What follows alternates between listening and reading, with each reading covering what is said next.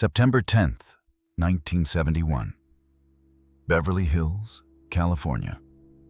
A housekeeper enters Pier Angeli's apartment, finds her on the bedroom floor, unconscious, empty pill bottles scattered around her, an overdose. The paramedics arrive. Too late. Pier Angeli, once one of Hollywood's most beautiful actresses, once engaged to Kirk Douglas, once the obsession of James Dean, is dead at 39. In her hand, they find a photograph, yellowed with age, 16 years old. The photo shows a young man in a white t-shirt, dark hair, intense eyes, standing next to a motorcycle, James Dean. The man she loved in 1954, the man her Catholic mother forbade her from marrying, the man who died in 1955, 16 years before she swallowed those pills. But this story doesn't begin with death. It begins with a meeting that would haunt two people for the rest of their lives. This is the story of James Dean and Pier Angeli. The forbidden love that Hollywood whispered about but never fully told. The romance that ended before it began. The obsession that killed them both. Him in a car crash at 24, her with sleeping pills at 39. Some love stories are tragic because they end too soon. This one is tragic because it never got to start. Because a mother's religious bigotry stood between two young people who might have saved each other. Instead, they destroyed each other. James Dean spent the last year of his life broken. Pier Angeli spent 16 years trying to forget him. Neither succeeded. This is their story. Spring 1954. The MGM studio lot in Culver City, California. James Dean, 23 years old, walks across the lot. He's just been cast in East of Eden, his first major film. Director Elia Kazan chose him over hundreds of actors. James Dean is about to become a star. But right now, he's nobody. A method actor from New York. Intense, difficult, moody. The Hollywood establishment doesn't know what to make of him yet. He passes a soundstage, hears music, Italian music. Curious, he walks inside. There she is. Pier Angeli. Born Anna Maria Pier Angeli in Cagliari, Sardinia, Italy. 19 years old. Dark hair pulled back, delicate features, rehearsing a dance scene for the Silver Chalice. James stops, stares. Not because she's beautiful, though she is, but because there's something fragile about her. Something wounded. He recognizes it because he carries the same wound. Loneliness. Pier notices him watching, smiles, not flirtatiously, shy, uncertain. She's been in Hollywood for 4 years, but still doesn't quite fit in. Still speaks with a slight Italian accent, still feels like an outsider. James approaches. "You're good," he says. Simple, direct, no Hollywood charm. "Thank you," Pier replies. She doesn't know who he is, doesn't care about Hollywood status, just sees a young man with sad eyes. They talk about acting, about feeling out of place, about missing home, her Italy, his Indiana. The conversation flows easily. Neither is performing, neither is trying to impress. When filming resumes, James leaves. But he knows. Something just shifted. He's felt attraction before, lust, infatuation. This is different. This is recognition. Like finding someone who speaks your language in a foreign country. He has to see her again. But James Dean doesn't know who Pier Angeli really is yet. Doesn't know about her mother. Doesn't know about the Catholic upbringing so strict it borders on oppressive. Doesn't know that Pier has been engaged before. to Kirk Douglas, and her mother broke that engagement too. Doesn't know that falling in love with Pier Angeli is signing his own death warrant. Summer 1954, James Dean and Pier Angeli begin dating. Quietly at first. Dinners at Italian restaurants in Los Angeles. Drives up the Pacific Coast Highway on James's motorcycle. Long conversations about art, film, loneliness. Pier introduces James to Italian culture. Takes him to restaurants in Little Italy where they serve real pasta, not the Americanized version. Teaches him Italian phrases. Laughs at his terrible pronunciation. James introduces Pier to rebellion. Takes her to jazz clubs in Greenwich Village when he's back in New York. Rides with her on his motorcycle at dangerous speeds. Shows her that rules are meant to be broken. For Pier, this is freedom. Her mother, Enrichetta Pierangeli, controls every aspect of her life, chooses her roles, manages her money, dictates who she can date. Pier has been Hollywood's good girl, the innocent Italian beauty, the wholesome actress. With James, she can be Anna Maria, not Pier Angeli, just herself. And James? For the first time in his life, he's not performing. Not trying to be the tortured artist or the rebel without a cause. With Pier, he can be Jimmy, the farm boy from Indiana who's scared of failure. The kid whose mother died when he was 9. The young man who doesn't know how to express love except through intensity. They fall hard, fast, completely. By July, they're inseparable. James brings Pier to East of Eden screenings. Pier brings James to family dinners. They talk about marriage, about moving to Italy, about making films together, about a future. But there's a problem. A massive, insurmountable problem. Enrichetta Pierangeli, Pier's mother, is a Catholic zealot, not just religious, fanatical. She fled fascist Italy during World War II, came to America, and clung to her faith as the only constant in chaos. Her religion isn't about love or forgiveness. It's about rules, obedience, tradition. And James Dean violates every single rule. August 1954. Enrichetta Pierangeli discovers that her daughter is dating James Dean. Not through Pier's confession, through gossip. Hollywood reporters are starting to notice. Photos appear in fan magazines. Pier Angeli and mysterious newcomer James Dean spotted at Italian restaurant. Enrichetta explodes. She confronts Pier at their Los Angeles home, screaming in Italian, then English, demanding to know everything. Who is this boy? What is his family? What is his religion? Pier, terrified, answers. James Dean, actor from Indiana, Methodist, Protestant. To Enrichetta, this is the only fact that matters. Not that James is kind, not that he makes Pier happy, not that they love each other. Just religion, Catholic or not Catholic, saved or damned. You will not see him again, Enrichetta commands. He is Protestant. This is a sin. You will marry a Catholic man or you will marry no one. Pier tries to argue.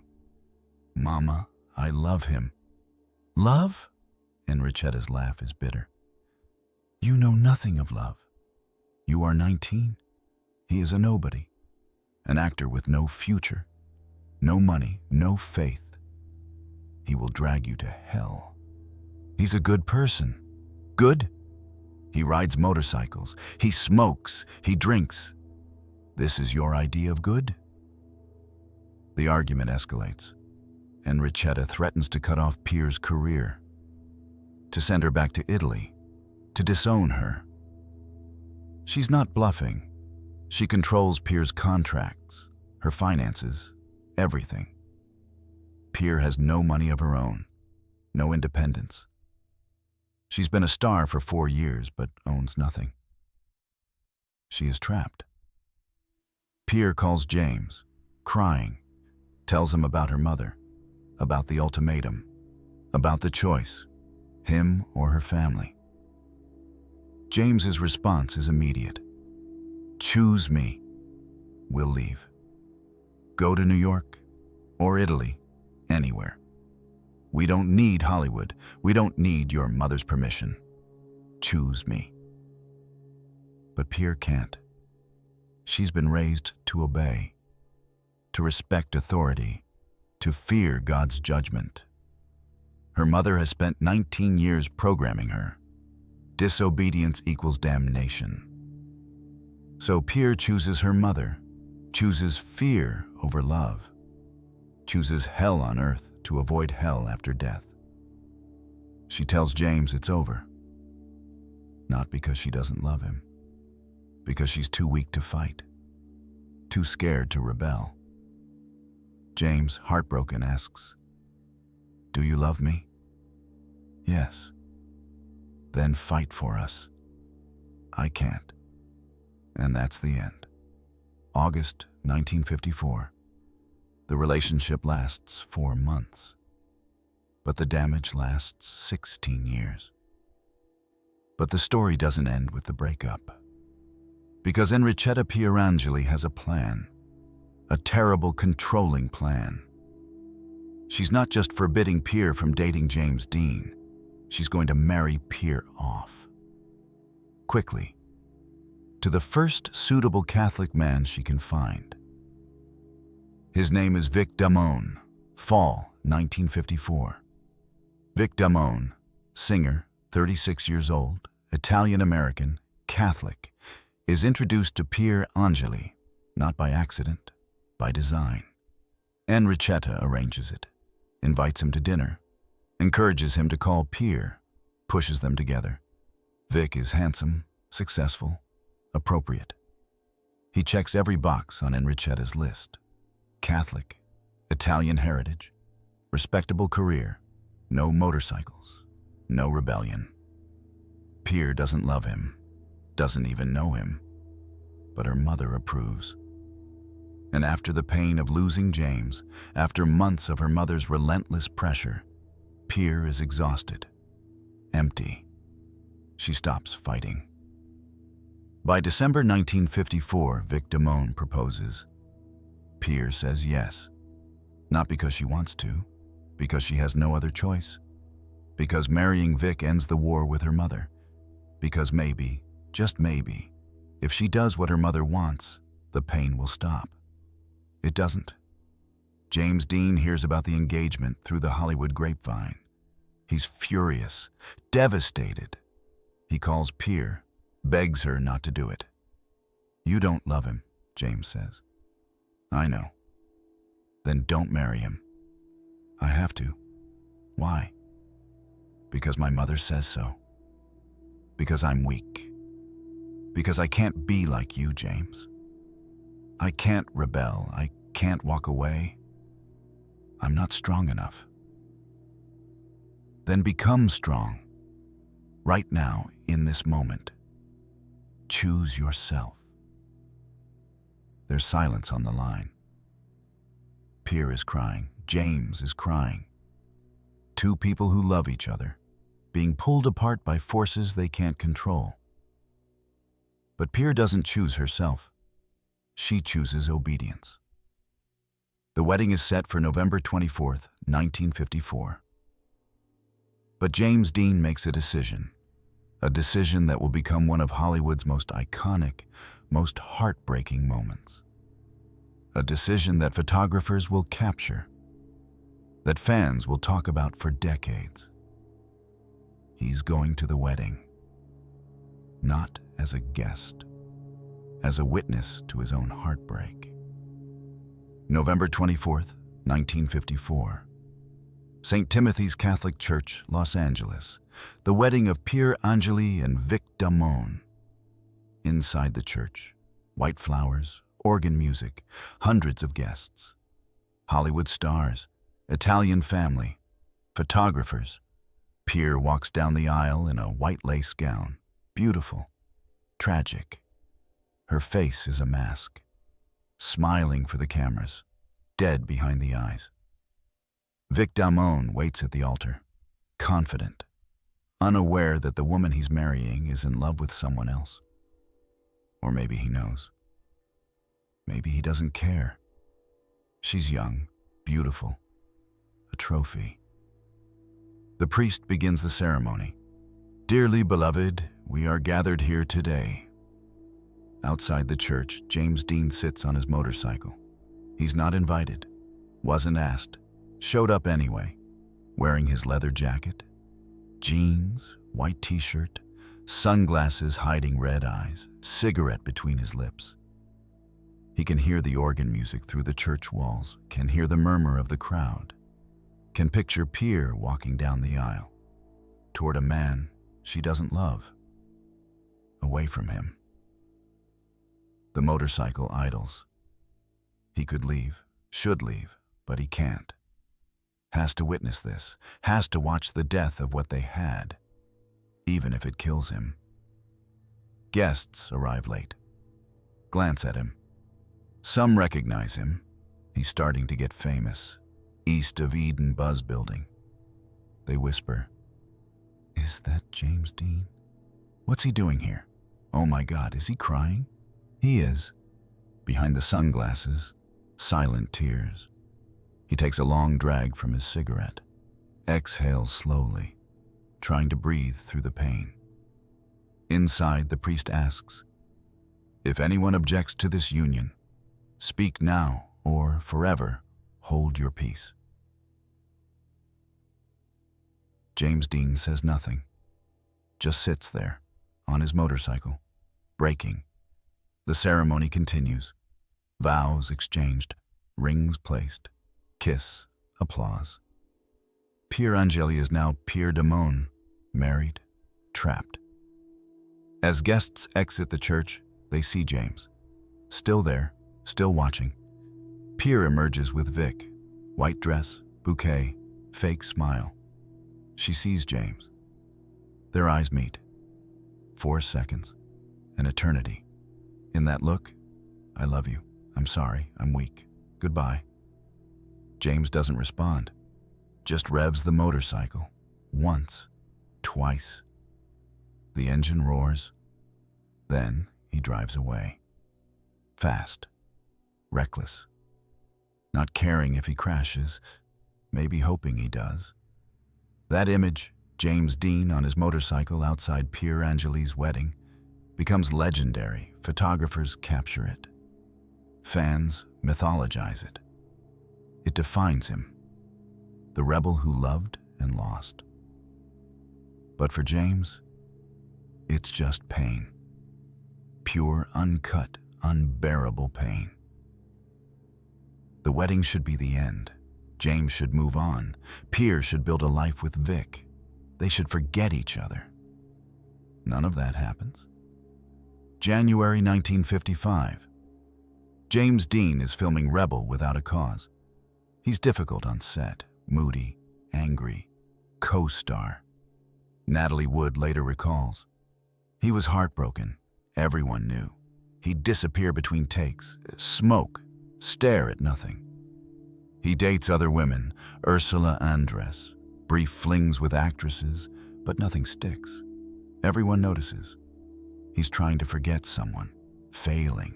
Friends say he calls Pier, late at night, drunk. She answers. They talk for hours, about what they could have had, about regrets, about pain. Then hang up. Nothing resolved. Just opening the wound again. September 30th, 1955. James Dean dies. Car crash, Route 466, age 24. His Porsche Spyder, nicknamed Little Bastard, hits 85 miles per hour. Collides with another car. Impact kills him instantly. When Pier hears the news, she collapses. Screaming, Uncontrollable, Vic tries to comfort her. She pushes him away. "You don't understand. You never understood." She attends the funeral. Wears black. Sunglasses hiding swollen eyes, sits in the back, doesn't speak to anyone. Just stares at the closed casket. Thinking, this is my fault. If I'd been stronger, if I'd chosen him, he'd still be alive. It's not true. But guilt doesn't care about truth. Pier and Vic's marriage is doomed from the start. She doesn't love him. He knows. They fight constantly. About James, about her coldness, about the ghost that haunts their bed. They have a son, Perry, born 1955. Pier loves him. But motherhood doesn't fix the marriage. Doesn't fill the hole James left. 1958. Divorce. Mutual decision. Vic remarries quickly.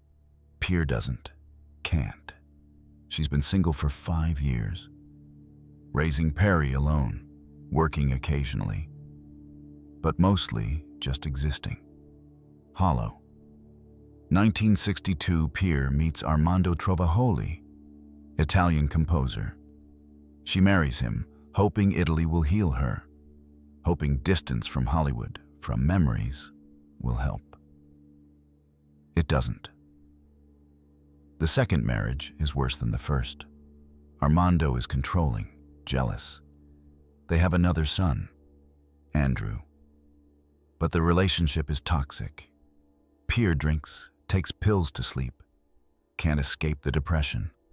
By 1970, they're separated. Pier returns to Los Angeles. Broke, career over. 2 sons from 2 failed marriages, 38 years old, alone.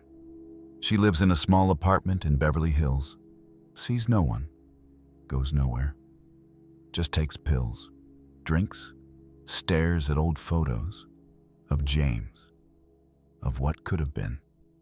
September 1971. Pier wakes up one morning and realizes something. She's been waiting to die for 16 years. Ever since James's funeral. She's been a ghost, going through motions, pretending to live. So she decides to stop pretending. September 10th, 1971. Morning. Pier Angeli's apartment. She wakes up. Looks at herself in the mirror, 39 years old. Looks 50, hollow cheeks, dead eyes, hair thinning. The beauty is gone, consumed by grief. She makes coffee, sits at the kitchen table, lights a cigarette. Thinks about her sons, Perry, 16, Andrew, 8, growing up without her. Better off without her. She's a terrible mother, distant, depressed. They deserve better. She thinks about James, always James, 16 years dead. Still the clearest thing in her life, the only real thing. The only time she felt alive was those 4 months in 1954. Everything since has been aftermath. She opens the medicine cabinet. Prescription sleeping pills, barbiturates. She's been taking them for years. Knows exactly how many it takes to sleep, how many it takes to never wake up. She pours a glass of water, empties the bottles, 1 handful, 2, 3, swallows them systematically. No drama, no hesitation, just a decision made long ago, finally executed. She walks to the bedroom, lies down, holds a photograph. James Dean, 1954, on his motorcycle, smiling, before everything fell apart. She closes her eyes. The pills take 30 minutes to work. Her breathing slows, heartbeat weakens, brain shuts down section by section. No pain, just darkness. And maybe, she thinks in her last conscious moment, maybe on the other side, James is waiting. Maybe death is where they finally get their chance. The housekeeper finds her 6 hours later. calls 911. Too late. Pier Angeli Anna Maria Pier Angeli is dead. Official cause, barbiturate overdose. Official ruling, suicide. In her hand, the photograph of James Dean. On her bedside table, a note. 3 words in Italian. Mi dispiace, Jimmy. I'm sorry, Jimmy. September 30th, 1955. James Dean dies, Route 466, age 24. His last words, according to his passenger Rolf Vutherick, who survived. That guy's got to see us. He didn't. September 10th, 1971. Pier Angeli dies. Beverly Hills apartment, age 39. Her last written words, Mi dispiace, Jimmy. 2 deaths, 16 years apart, connected by a love that never got its chance. By a romance that lasted 4 months, but defined 2 lives. What if Enrichetta Pier Angeli had said yes? What if she'd looked at James Dean, poor, Protestant, rebellious James Dean, and seen what Pier saw? A wounded young man, lonely, talented, kind beneath the armor. What if she'd let them marry?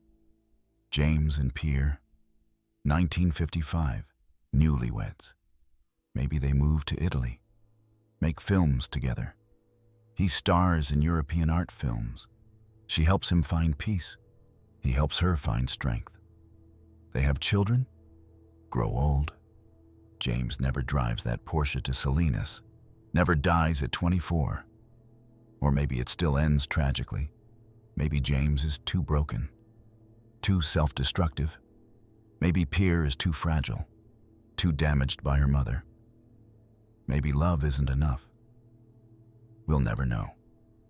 Because Enrichetta Pier Angeli chose religion over her daughter's happiness, chose dogma over love. And that choice killed 2 people. Not immediately, but slowly. James first, Pier second. What killed them? A car crash and sleeping pills. But really, a mother's bigotry and the weakness of 2 young people who couldn't fight hard enough for what they wanted. There's a photograph, famous among James Dean fans, taken November 24th, 1954. Outside St. Timothy's Church, James Dean on his motorcycle. Leather jacket, sunglasses, cigarette. Looking at something off camera. He's looking at the church, where inside Pier Angeli is marrying someone else. The photo is black and white. But you can see the color in James's pain. The red eyes behind sunglasses. The white knuckles gripping the handlebars. The gray exhaustion of a man watching his future die. That photo defined him. The rebel, the outsider, the man who loved and lost. But there's another photo, less famous. Taken September 11th, 1971, the day after Pier's suicide. Crime scene photo, not published. Stored in LAPD archives. Shows her bedroom, empty pill bottles, glass of water, and on the bed, face down, a photograph. You can't see the photo clearly, but investigators noted it in their report. Deceased holding photograph of James Dean. 2 photos, 2 deaths, 1 love, 16 years apart, forever connected. The tragedy isn't that James Dean died at 24, or that Pier Angeli killed herself at 39. The tragedy is that they died separately, that they loved each other, could have saved each other, but never got the chance, because a mother said no, and 2 young people weren't strong enough to say yes. This is the channel where we tell the untold stories of James Dean. The love he lost, the life he lived, the legend he became. If you enjoyed this story, Please hit the like button and subscribe. There are more hidden truths waiting to be uncovered, and you won't want to miss them.